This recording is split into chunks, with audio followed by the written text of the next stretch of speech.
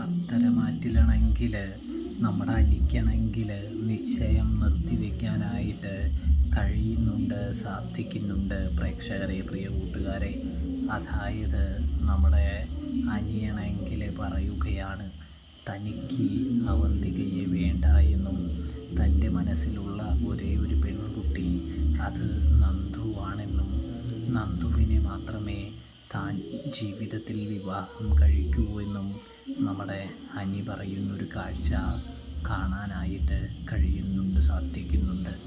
ദയവ് ചെയ്ത് വീണ്ടും എന്നെയും നന്ദുവിനെയും വീണ്ടും അകറ്റരുത്, പിരിക്കരുത്, എൻ്റെ ജീവിതം വീണ്ടും നശിപ്പിക്കരുത് എന്ന് നമ്മുടെ മുത്തശ്ശൻ്റെ അടുത്ത് അനി പറയുന്ന കാഴ്ച കാണാനായിട്ട് കഴിയുന്നുണ്ട്, സാധിക്കുന്നുണ്ട്. ഇതേ സമയമാണെങ്കിൽ മുത്തശ്ശനാണെങ്കിൽ ആ തീരുമാനമെടുക്കുന്നുണ്ട്.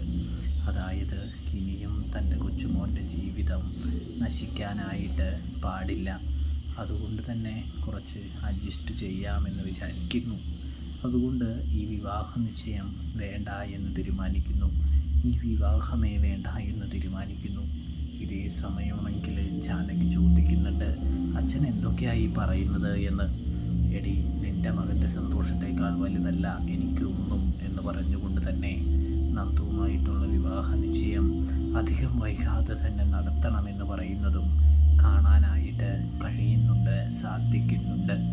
ഇതേ സമയമാണെങ്കിൽ നമ്മുടെ ജാനകി എതിർപ്പ് പറയുന്നുണ്ടെങ്കിലും നിൻ്റെ എതിർപ്പിനൊന്നും ഇപ്പോൾ ഒരു പ്രസക്തിയുമില്ല എന്ന് മുത്തശ്ശൻ പറയുന്നത് കാണാനായിട്ട് കഴിയുന്നുണ്ട്, സാധിക്കുന്നുണ്ട്. അപ്പോൾ റിവ്യൂ ഇഷ്ടപ്പെട്ടാൽ സബ്സ്ക്രൈബ് ചെയ്യാൻ മറക്കല്ലേ കൂട്ടുകാരെ, പ്രേക്ഷകരെ.